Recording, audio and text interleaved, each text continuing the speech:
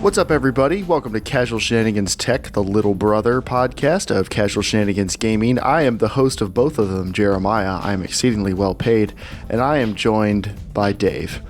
The lowly Dave, perhaps. The lowly Dave, the one with the biggest YouTube channel and the most fans. And almost the biggest graphics card, but tied for that one. I had mine first. So yours technically would be biggest because mine has lost more molecules, probably, or mine's bigger because it's gained more dust. That's science right there, kids. Those are deep thoughts. We can talk about them at a later date, but not tonight. So the way this podcast works is you write in with your technology questions, mostly your computer build questions, and we help answer them because we can't answer all of them on the Casual Shenanigans Gaming podcast. And Dave and I also talk about hardware-related things. Now, there hasn't been a ton of hardware news in the past week, other than Dave and I both really enjoy our 980 Ti's. Yeah, I might actually still do a video and all that free time that's going to happen anytime now, because it's been a really just enjoyable upgrade. I mean, I think possibly my favorite card since the 480. I'm still putting out a decent amount of heat in my room, but it's better than the 970s, and it's quite a bit quieter. So overall, definitely still the right move. But anyway, we're going to hop right into your emails. You can write in at casualshenanigans@gmail.com or go to casualshenanigans.com, the website, our website. And there's a contact us page, and you can, fill out the form and send stuff to us. And, yeah, that's where I was going with that. But first email is from Austin. Austin says, "So, the potato masher, can it beat the PS4? This question's been burning in my mind ever since I was blown away by its performance with GTA 5, where it did beat the PS4. PlanetSide 2. PlanetSide 2 is a free-to-play MMO FPS for PC and PS4. Wow, that's like a military grade amount of unnecessary acronyms. Yeah. That supports hundreds of players at a time, spread out across massive maps, tanks, aircraft, infantry. It's all there, and it takes a pretty decent setup to run everything smoothly at good settings. I'd love to see the Potato Masher put to the test. I'm feeling very confident that it's going to stress under the weight of a heavily populated server in the heat of battle. At any rate, thanks for reading." The reason I'm reading this on the podcast is I think it will be fine. I am going to test it at some point, but I think it's going to be completely fine because the PS4 has a much weaker processor.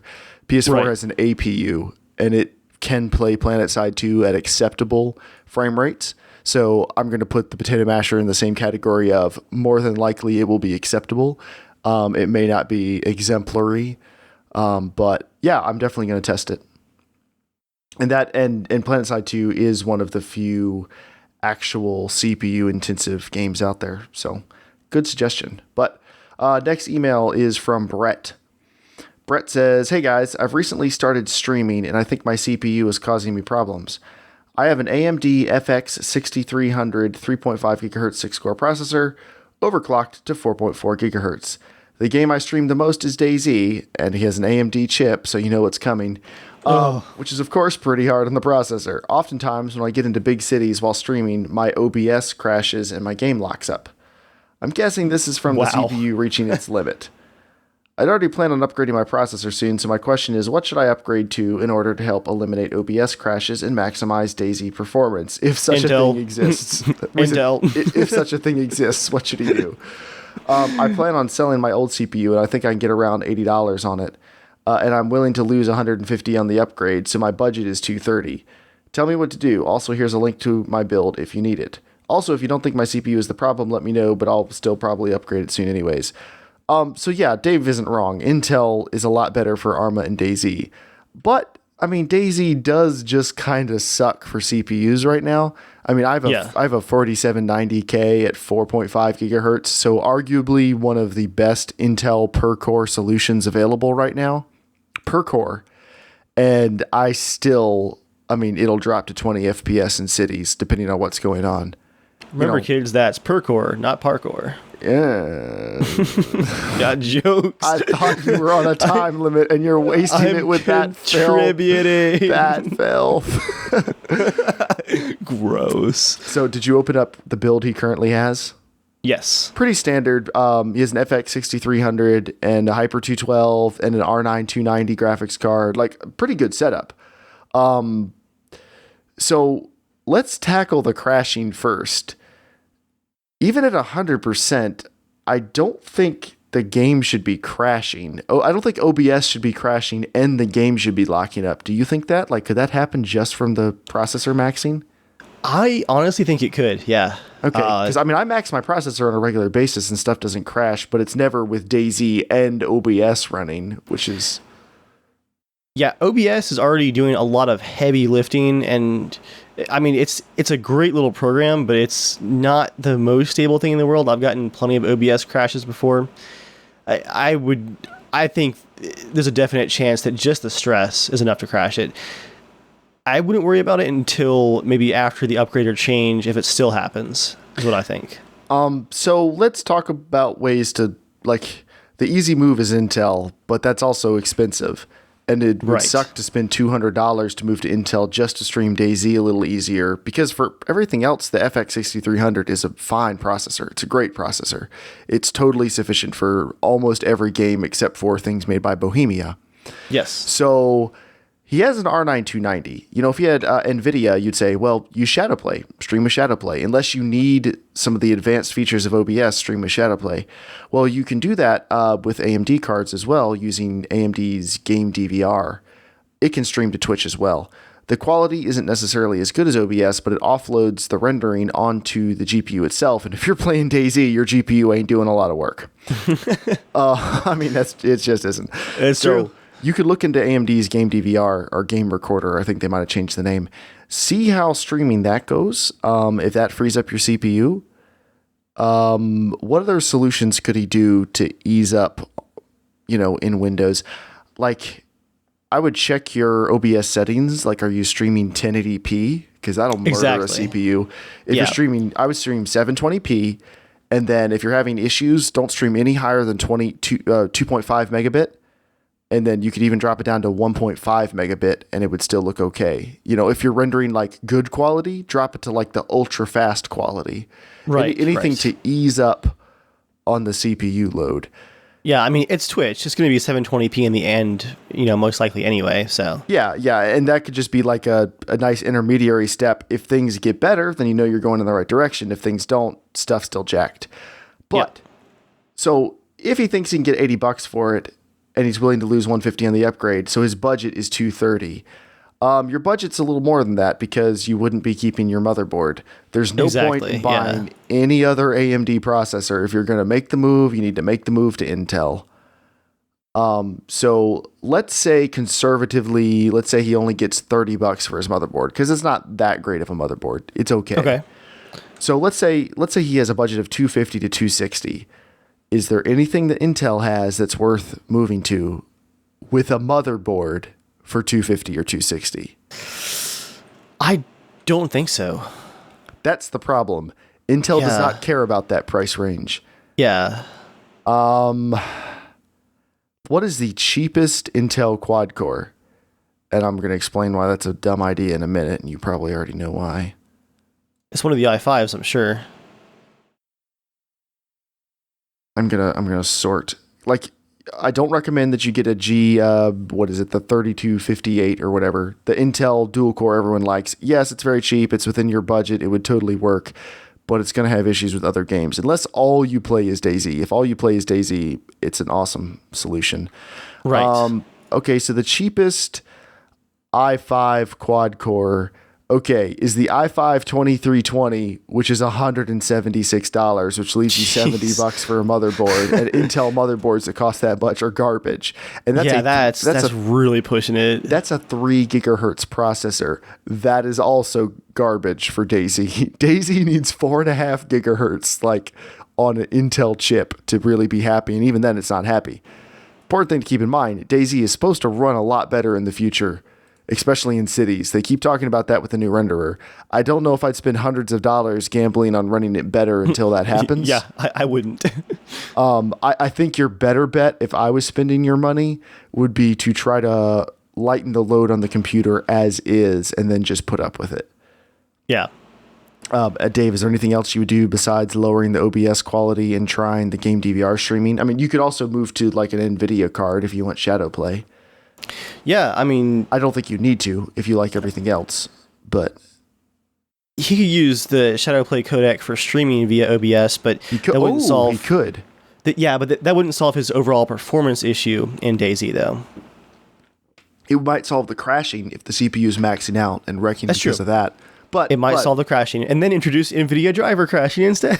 but if you don't need the extra features of OBS, like different scenes and stuff, different overlays, try just Game DVR, because it functionally is the same idea as Shadowplay and will probably work for you about the same as Shadowplay.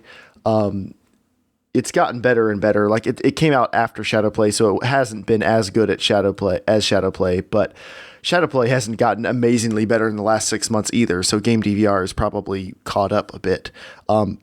That's probably the first thing I would try, and then lower your OBS settings. Yeah, sounds good to me. As always, write in if you have any questions. Oh, sorry. One last follow-up. If you're going to get an Intel build, like if you say you might upgrade your CPU at some point,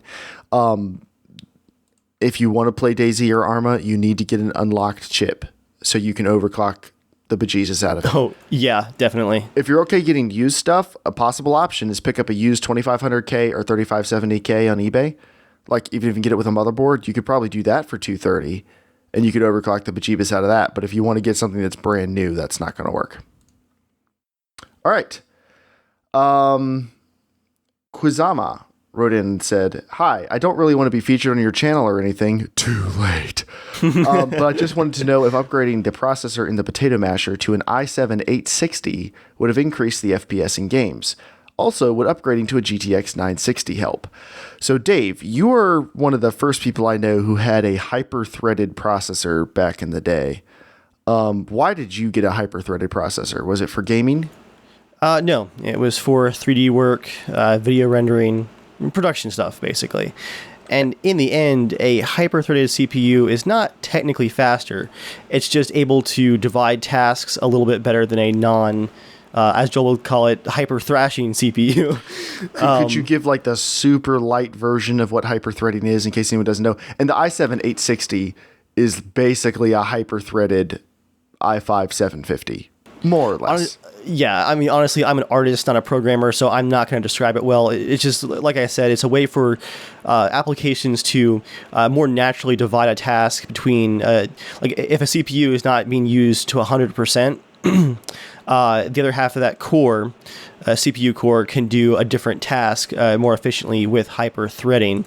Now, if your CPU is already at 100%, in theory, hyper-threading doesn't really do anything for you because there's no available, working power for a core to split off. It's already working at 100%. So right, and the thing is, most games cannot use more than 2 or 3 cores right now. Most games can use more cores, but they can't. They just kind of split the load. They can't max out more than a couple cores right now. Most games. So to answer his question, like if an i7-860, if I found one for the same price as the 750, it would have been fine to get one. Like no downsides. Totally a fine decision. And for productivity stuff, it would have been a little bit faster. Correct. But for gaming, there'd be no reason to pay extra for one, certainly. And you probably wouldn't see a benefit, except maybe in stuff like PlanetSide 2 or GTA is able to use a lot of your CPU. There's a few games that could probably do it. But not really. Yeah, that's basically the answer. And then now the Potato Masher has a GTX 760, and it's an MSI reference design with the blower cooler. His next question is, would have upgrading to a GTX 960 help? Which on paper sounds like a good thing. Like, the 780 or the 760 is from one generation, and the 960 is from a newer generation. In theory, shouldn't that be faster? Well, Dave, is it? Not really. Nope. Yeah, boring answer, but nope. NVIDIA has not really blown anyone away with the 960. If they were the same price, get the 960. They weren't the same price, though. So given that the 760 can routinely be had for like 25% cheaper, you should pretty definitely get that. Because with a light overclock on our 760, and it's a light overclock because it's a reference cooler and it's a cheap card, so we're not pushing it that far. it is just as fast as a 960. The 960 was priced poorly, in my opinion. They were charging $200 to $240 at a time when the R9 280X was also about the same amount of money, and it was considerably faster. So you would only get a 960 if you were Team NVIDIA and wanted a card in that price range. Because NVIDIA, like Intel, they don't really cater to the lower end of the market that well. They have like the 750 Ti, which is a great entry-level budget card, but then they have nothing after that until the 960. Like the GTX 950 is just now being talked about like 9 or 10 months after the 9 series debuted. So that's just not really a priority for NVIDIA. There's not as big of a profit margin. Correct. And I definitely would not have gotten a GTX 960. The 760 actually was more of our budget than we wanted to spend. But we got ourselves a deal, or did we? Or is it all a lie? But we got that one because it was brand new. It was opportunity. Okay, we're going to spend 100 to 120 on a used or refurbished card, or 140 on a brand new one that's about the same speed. And I was like, yeah, let's get brand new. Yeah, definitely. In retrospect, I maybe would have just gone with a Radeon 7950 for the 3 gigs of VRAM, because saving that much money would have let us get another 4 gigs of regular memory. But it was one of those at the time. It was like, yeah, either way probably works. And the 4 gigs of memory has been fine so far. So, you're going for that crushing benchmark too. I was, but I was going to do it again. The 760 is so much better than the PS4. I would have just gotten a slightly slower card, so I could have spent more money somewhere else. But exactly, at the time, we didn't really know. So, you live and learn. Now we know, because science. If I was going to build another potato masher again today, it would probably have a 7950 or basically an R9 270X in it. Well, plus it would technically be your first potato masher, because the first one was all a lie. All right. Yeah, let's move on from that. But yeah, I don't want to talk about it. It's because you can't talk about it. 'Cause it's not real. I'm done. All right, let's go. Please don't be. Okay. And then Ethan wrote in and said, I was wondering if you could recommend a good place for me to buy a good desktop gaming PC. And we kind of answered this one on the podcast. But Dave, where would you recommend someone buy a good desktop gaming PC? Well, you start out at newegg.com and your nerdy friend's house, where you ask for help in building it. That's the best solution. The other option, like I said on the podcast, is to just, watch some videos, read some articles. I know for me personally, I'm not afraid of like learning a new task or a skill, because the internet has completely changed how you can learn things. Like if it's not easy, it's okay. You can also learn horrible things. But no, I'm gonna save this for when I want to teach you car maintenance stuff, and you're like, I don't care, I don't want to. I'm like, new skills. Okay. So the car maintenance thing, that's not an issue of I don't want to. It's an issue of just time. Like I have an uncle who's a good mechanic and can do it, quickly and efficiently. All right. So let's answer his question then. Yes. He doesn't have time to learn how to build a desktop. Let's say have a friend build it. Have a friend build it for you. Let's say he doesn't have a friend. Let's answer his actual question, not what we think he should do. I agree with you. The reason Dave and I are on the same page. Sorry, real quick, Dave. I'm sorry for interrupting. Go for it. The reason we're on the same page is because, all right, let's say you go to NCIX. They have custom-built computers that are just built out of everyday parts anyone can buy. This is why you should learn how to build it. Because for $800, you get a G3258 and a GTX 750 and a 1 terabyte drive and Windows 10 for $780. Yeah. That is a $400 computer. That's slower than the potato masher. That's not an $800 computer. Correct. But let's say you want to buy a desktop. Where should you go? And let's say like a tiny bit of technical learning is okay. Because what we recommended on the podcast was buy kind of a regular desktop and then slap a graphics card in it and a power supply, and you're off to the races. That's definitely an option. And that's also easy. That's real easy. Yeah. And you can also do something like, if you get a crazy deal like that $330 Alienware Alpha deal. Yeah. The Alpha. Saw that on Slick Deals. That's not, a mind-blowing gaming computer, but it's also $330 with a controller. Like, it comes to your door, you plug it in, and you use it. That's reasonable. if you want to, like, if you're really just thinking I could get a PS4 or I could get or I could get a PC and I don't want to build it myself, the Alienware alphas are probably a great way to go. You're not going to be playing 1080p 60 FPS max settings. You just aren't. But you will be able to play at good looking frame rates. Yeah. Or good frame rates with good looking games, even if they're not the highest settings. You'll be playing at least. Exactly. But if you want to just straight buy one, yes, we are actually going to answer that question.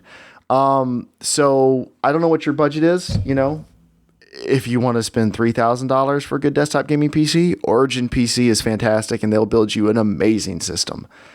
I'm guessing that's not what he's asking. On Newegg, you could get like an iBuyPower desktop for $550 that has an FX 6300, 8 gigs of RAM, 1 terabyte hard drive, Windows 10, and an R7 250 graphics card, which is poo. But you could sell that graphics card, get an R9 270. You've spent, less than $700. You have everything you need, including a mouse and keyboard and an okay computer, and you can go. Yeah. Like, that's probably the cheapest all-in-one. You're totally good to go. Even then, I think you should swap out the graphics card.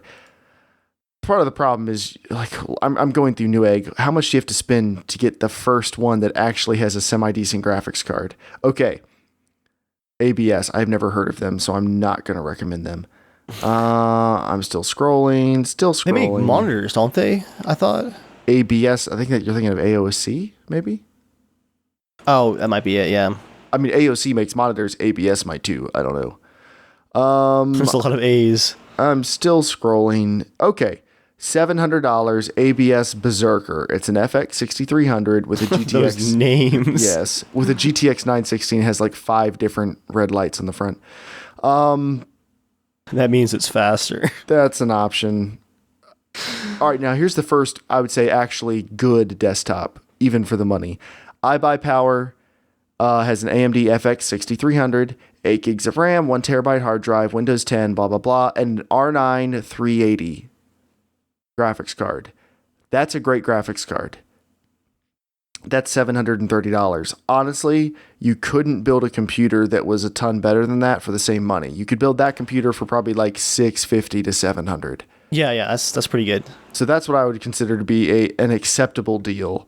And that'll come with a warranty and stuff. Like, it's a perfectly fine computer. So if you can spend that much, do it. If you want to spend potato masher money, you are going to build it yourself. Yeah.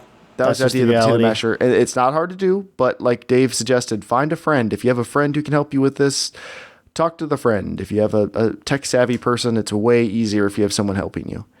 Or ask the internet. They're always helpful. There are lots of great tutorials online, and you could, you could totally learn just by watching videos online. But it's always helpful to have someone around if you need to troubleshoot stuff. So, yeah. There we go. Next question is from Omar. Good day, gentlemen. I'm in need of your assistance. I currently have a 6-plus-year-old rig, and I'm looking to build something new. I don't have unlimited funds, but I also don't want to build anything half-ass. Good man. He has his current setup. And this is actually perfectly respectable. Windows 7 Home Premium. Core i5 750 processor. Potato masher. It's holding its own. 16 gigs of DDR3 memory. MSI P55 motherboard. 128 gigabyte Samsung Evo SSD. A 1 terabyte Western Digital hard drive. A Radeon 7850 graphics card. And a 500 watt power supply. If I can reuse some parts from my current setup, please let me know. I'd like to spend around $1,000, but if it goes slightly over, that's not a problem. I currently game casually. I play DayZ Standalone, The Hunter, and Arma 3 from time to time, but I mainly use the rig to surf the web, watch YouTube videos, and code in C++ and .NET. I have an interest in video editing, so the more power the better. I'd like to stick with Intel, if at all possible. And then I asked a follow-up question. And then he wrote back, I said, have you overclocked your processor, or is that something you're considering in the future? He said, I'm willing to do anything to save some money. My current board has the overclock genie, but I've never used the capability. I'm a technical business consultant, so I'm not afraid to get my hands dirty in the build. I'm not familiar with hardware. That's why I came to the experts. But I can get around the BIOS with no worries. He also has an LG nice display, a DAS Pro keyboard, and a Logitech MX mouse, so he doesn't need any peripherals. This is like the dream question you'd want to come in. Yeah, this is good. I like helping people with budget builds, but Yeah, this is a pretty generous budget. So, Dave, first of all, out of that list, what are we keeping? Ooh, the RAM, because RAM is RAM, basically. Yep, no reason to get DDR4. Hard drive works fine. We don't know what type of power supply he has. I was about to say the same thing. Like, if that's an EVGA gold rated power supply, keep it. If not, maybe it's time to upgrade that. But we don't know. So for now, we'll assume everything else in your rig is nice. We'll assume that's a pretty decent power supply. Right. And if that's not the case, you let us know. Okay, so yeah, memory is a definite. That SSD, sure. 1 terabyte hard drive, sure. I'm guessing he has enough storage space on the SSD, but if we probably have the budget, we can bump that bad boy up. And we're going to go ahead and assume that his case is fine.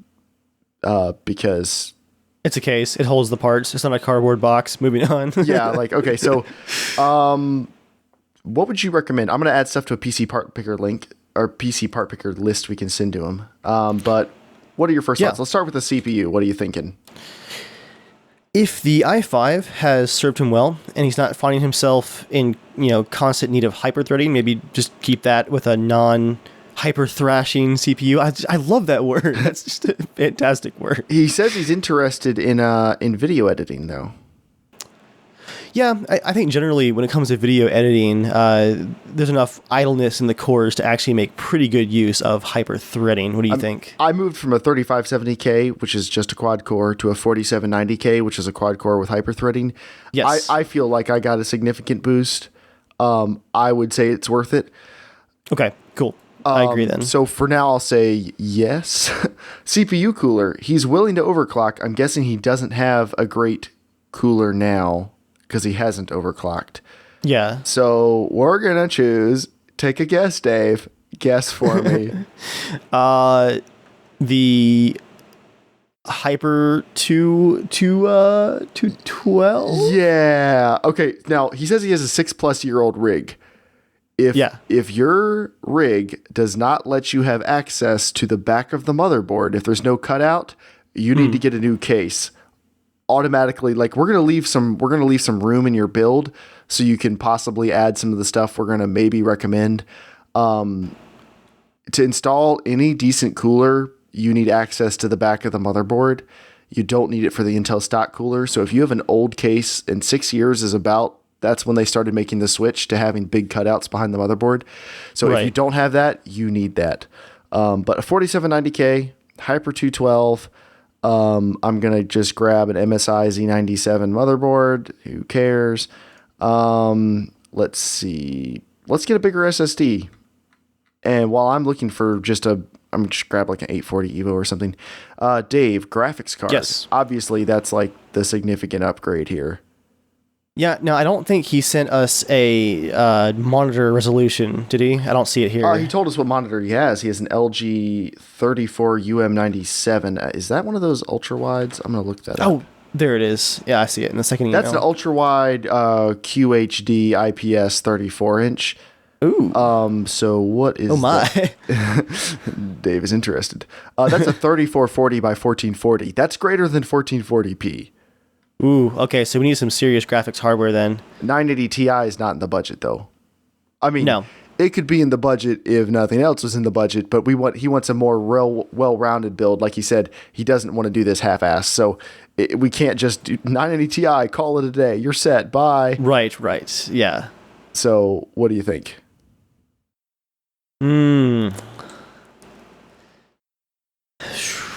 Okay, so there's a couple different options. I'm not sure if AMD has anything that jumps out at me immediately as like this is perfect for your problem here. I'm wondering maybe a used 980. How much have those dropped recently? Now, why used, just out of curiosity? Do you think a new one's too expensive to fit within his budget? Well, I just answered my own question. Yep, sure is. I'm looking at what I have up to so far. 980s are not worth it new, especially with the X and the Ti being out. They haven't dropped enough in the new price to be worth it. but I wonder what they're like used. Yeah, let's check see. eBay. I'm going to shy away from used for this build if we can avoid it, just because his budget is good, and I'm assuming he's going to keep this for like another 6 years. So having a good long warranty might be nice. And used prices are still not acceptable. They're still around $400 to $450. He likes AMD fine. So my first thought is he's got, not 4K resolution, but greater than 1440 resolution. You would say 970, but if he's going to keep it for 6 years, that VRAM might not be enough sometime in the future. And the resolution, I think he needs a little bit more horsepower if we can manage it. I think we can, because there are the 390s. Yeah. The 390 series, which is honestly, that is GTX 980 performance for slightly better than GTX 970 money. That's basically what they are. Yeah. The Sapphire Radeon R9 390 has 8 gigs of VRAM and is $340. So, to recap, we have 4790K, Hyper 212, MSI Z97 motherboard, a 500 gig 850 Evo SSD, just because you should put a lot of stuff on it because that's really nice and you can save that SSD that you have for something else. And then a Sapphire R9 390 graphics card. 8 gigs of VRAM, pretty stinking fast. Definitely a better card than anything NVIDIA related we'd be able to get you for the same amount of money. Yeah, sounds good. Now, that is contingent upon several things. Your 500 watt power supply should not suck. That's pretty important. Step one. If you want to write back and tell us what you have, we'll tell you if you should replace it. And your case needs to have a cutout on the back to let you get to the back of it so you can install the Hyper 212, because if you play DayZ and Arma 3, you want to overclock this processor. I have a 4790K. 4 gigahertz is not bad, but you should be able to get it to 4.5. Most people can, and it'll be plenty cool on air, no problems, and I would highly recommend doing that. So we're assuming your case is okay. We're assuming your power supply is not. If you need a cheap case, Corsair 200R. And if you aren't sure about power supplies, EVGA G2 750 watt gold power supply. I don't think they make like a 650 or a 500, or I'd recommend that. Right. But this is definitely one of those. Right back in if you want to follow up, and we'll let you know. But I'm including the PC part picker link for what we'd recommend.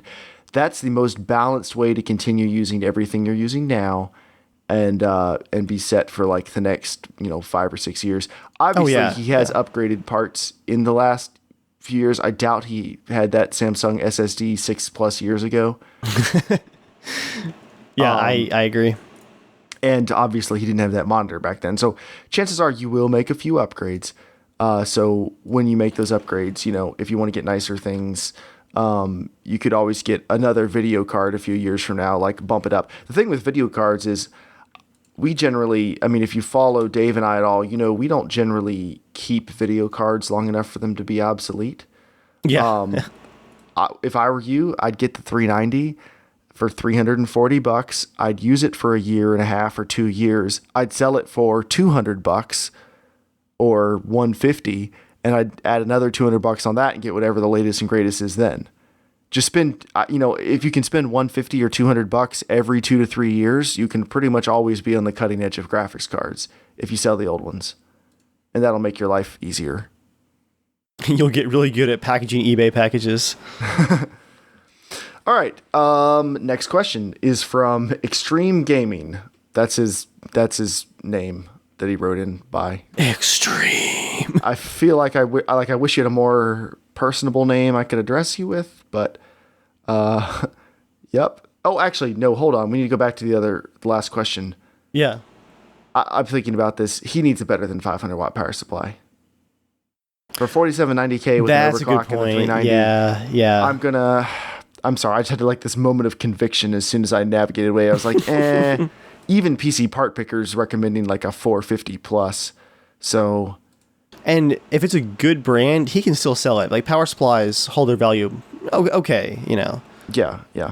And a nice upgrade's not that bad. Okay. I'm adding a thermal take 750 watt gold power supply for $60. Boom.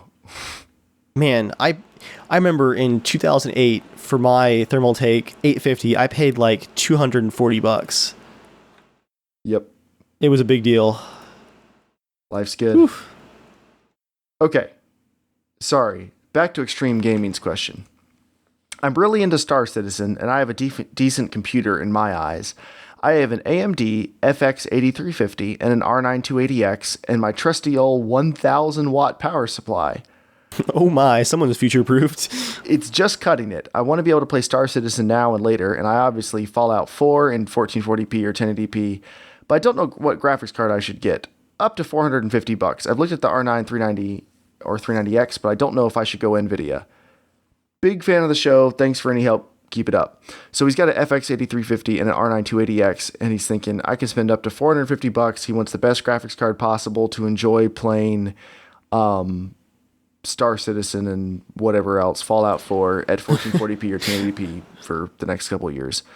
You make the DayZ joke often enough, so I have to make it for Star Citizen. If he wants to prep for that game, why not just buy in 2024 when it comes out? Yeah.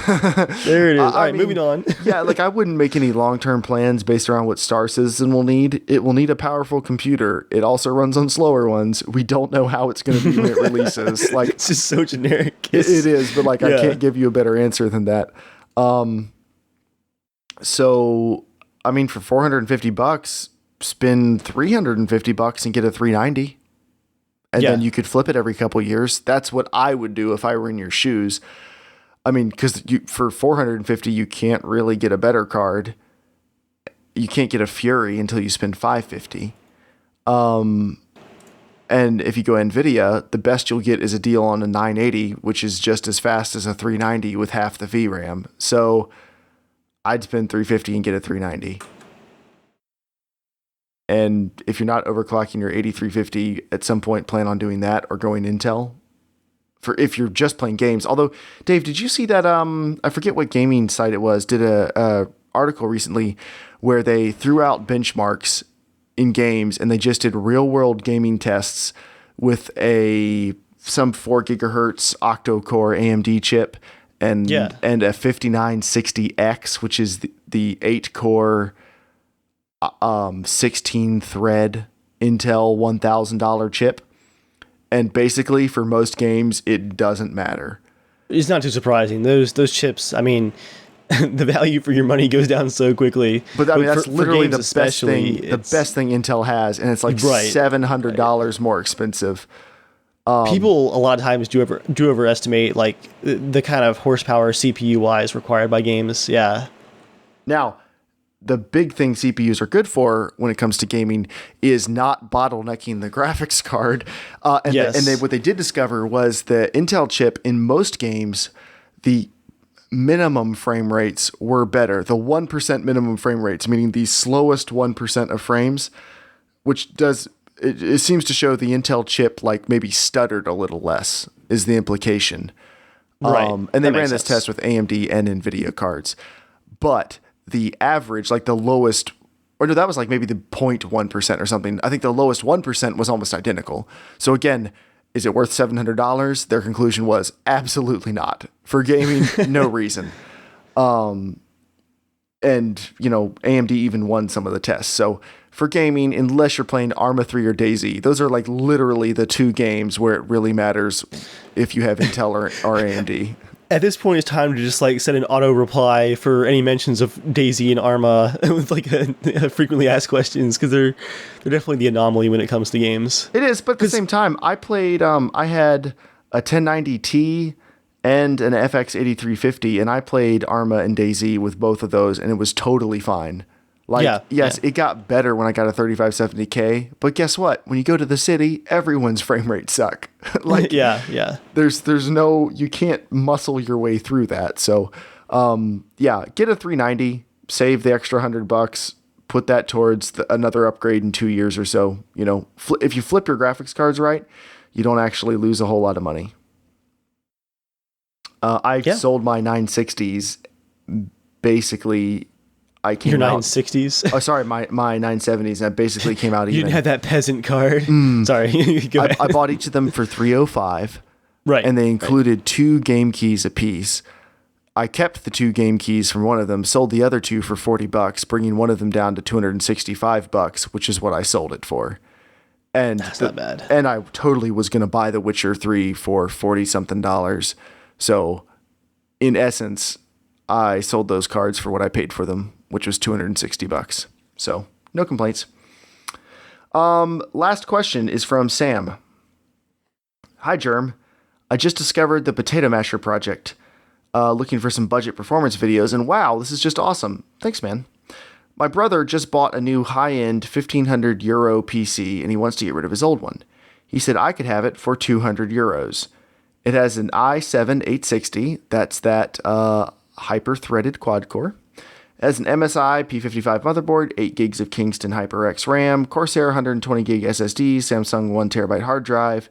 Oh, a 1TB hard drive that isn't the Western Digital one that everyone gets. What? They do exist. And an ATI HD 5870. Now that I've seen the performance of a GTX 760, I'm thinking of replacing the 5-year-old 5870 with something newer. Did you ever feel that the older CPU in the Potato Masher was bottlenecking the GTX 760? I'm also not sure which card I should buy. I'm thinking of a 680, 760, 770, or 960. Maybe even an AMD R9 280X or something. I don't know. Any recommendations? Thanks in advance. Well, first of all, thank you for the kind words. So, yeah, he's got an i7-860, and he's worried, is that going to bottleneck a faster card? Which has just made me realize a video that I can't believe I haven't thought of doing before now. I need to put my 980 Ti in the Potato Masher. Because, I mean, if there is a possible, like an overclocked 980 Ti is the fastest single card available right now. Yeah. So if there was any possible way of bottlenecking, that's how you're going to do it. Now, a stock clocked i5-750 in the Potato Masher would be a bottlenecking risk. We overclocked it to 3.7. It's much less of a problem at that point. Will it bottleneck a high-end GPU? At some point, yes. How much will that matter for individual games versus how much will you see it in benchmarks? The answer is we don't know, but if you go look at CPU benchmarks for games, really old CPUs do perfectly fine. Dave, can you talk about that for a second while I Google something? No pressure, just vamp. Let's talk about hyper thrashing, kids. It's our word of the day. And that's basically all I've got. Okay, that's fine. I just wanted to bring up a CPU benchmarks. Okay, so here is Grand Theft Auto 5 being played on a Titan X at 2560 by 1600 resolution. Higher resolutions need more CPU. And this is a TechSpot review. Okay, so on an i7 5960X, they're getting 84 frames per second. On a 4770K, which is the precursor to the 4790K, they're getting 83 frames per second. Okay. All the way at the bottom of the barrel, they have a Phenom X4 980, which is an old as crap chip. And it's getting 55 frames per second. So that's still almost 60 frames per second at 2560 by 1600 resolution in GTA 5 on a chip that old. Yeah. That's not that bad, okay? So the i5 2500K, I'm trying to find the closest chip. Okay, here it is. Their i3 4130, that's a 3.4 gigahertz dual core hyper-threaded i3 chip. That got 68 frames per second. So definitely slower than a 5960X, but still pretty good. Yeah. Our overclocked 750 is pretty darn similar to that. So is it slower? Yes. Is it slow enough that you're not going to be able to play the game? Absolutely not. It's totally fine. You can totally play the game. Nice. Yeah. That makes sense to me. So the i5 860, though, I guess my next question is it overclocked? Because that'll make a big difference. If it's not overclocked, I would look into doing that. And then I would say keep it. Especially for, that was them showing like with a Titan X. So if they had done that review with like a GTX 680, like he's talking about getting, the difference would have been much, much smaller, like a couple frames, if that. So I would say Dave, what do you think? Between a GTX 760, 770, 960, or 680, which of those do you think is going to be the sweet spot of money? Ooh, that's a lot of options.